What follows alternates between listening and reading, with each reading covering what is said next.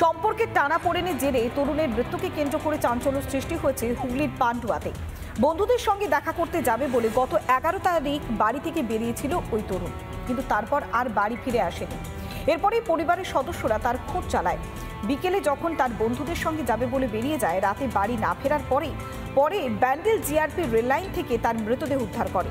ঘটনায় মৃতের 2 বন্ধুকে গ্রেফতার করেছে পান্ডুয়া থানার পুলিশ।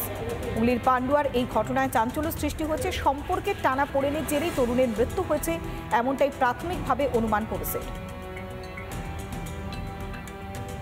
এর সাথে বন্ধুত্ব কবে থেকে হয়েছে তা তো আমি অনুমান করতে পারবো না, তবু ওই বছর খানেক কি 1-2 বছর। হ্যাঁ, বাড়ি থেকেও নিতে আসতো, অনেক সময় ফোন করে ওকে ডাকতো।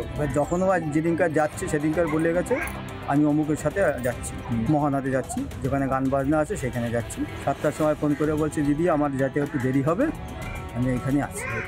তারপর থেকে আর কোনো ফোনে যোগাযোগ করা গেল। ও তো কিডন্যাপ করে গিয়ে ফোন করে ডেকে নিয়ে হয়তো কিডন্যাপ করে গিয়ে ওকে মার্ডার করে।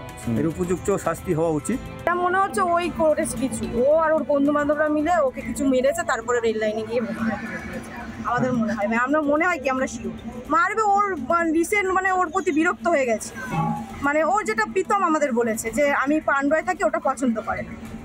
আমরাও বলি যে তুই বাড়ি চলে যা, কিন্তু ওই ছেলেটার জন্য বাড়িতে এখানে থাকতে চায়, ও ওখান থেকে যেতে চায়। ওর বাড়িতে ওই অন্য জায়গায়, ওর মাও ডাকে যে চলে আয়, কিন্তু ও যেতে চায় না। বারবার ঢাকঢোল পিটিয়ে রাজ্যে উন্নয়নের কথা বলা হয়, ঠিক একইভাবে পথশ্রী প্রকল্পের জন্য 1,500 কোটি টাকা বরাদ্দ করেছে রাজ্য সরকার। কিন্তু বাস্তব ছবিটা বলছে অন্য কথা। পাহাড় থেকে জঙ্গলমহল সর্বত্রই রাস্তা যেন মৃত্যু ফাঁদ। এত কোটি টাকা বরাদ্দ করা হয়েছে, কিন্তু আদৌ কি তার বাস্তবায়ন হবে? আদৌ কি রাস্তা স্ট্রি ফিরবে? সেই নিয়ে উৎকণ্ঠায় রয়েছে রাজ্যবাসী। পথশ্রী প্রকল্পের মাধ্যমেও 1,500 কোটি টাকার আরও কাজ হবে। এই 1,500 কোটি টাকা বরাদ্দ করা হয়েছে। অর্থাৎ অনেক গ্রামীণ রাস্তা আমরা পথশ্রী প্রকল্পে প্রায় 34 লাখ, আমরা গ্রামীণ রাস্তা 34,000 কিলোমিটার, 37,000 কিলোমিটার আমরা করেছি অলরেডি, এবং আরও করবো। এটা আমাদের নিজেদের টাকায়।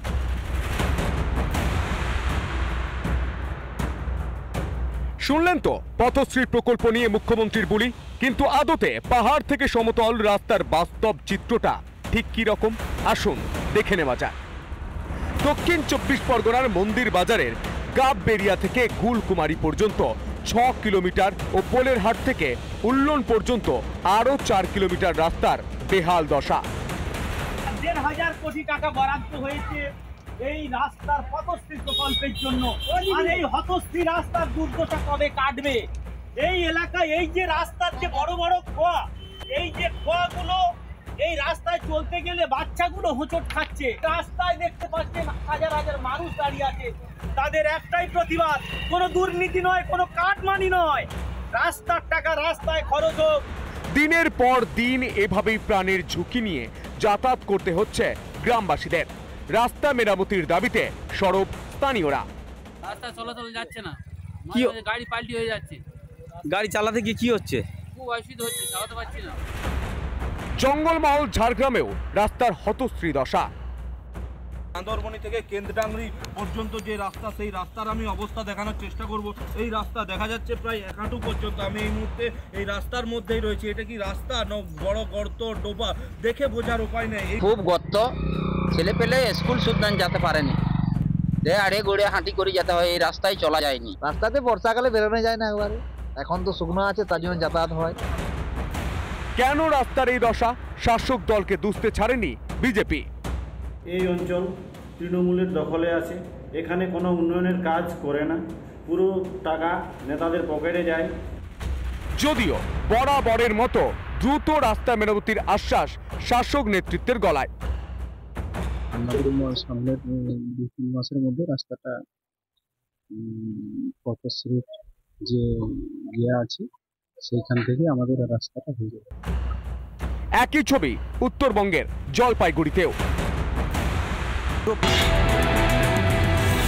নানা ধরনের কন্টেন্ট দেখার জন্য লাইক করুন, শেয়ার করুন আমাদের ফেসবুক পেজ, সাবস্ক্রাইব করুন আমাদের ইউটিউব চ্যানেল। পাশাপাশি অন্যান্য ব্রেকিং নিউজের জন্য অবশ্যই চোখ রাখুন রিপাবলিক বাংলায়।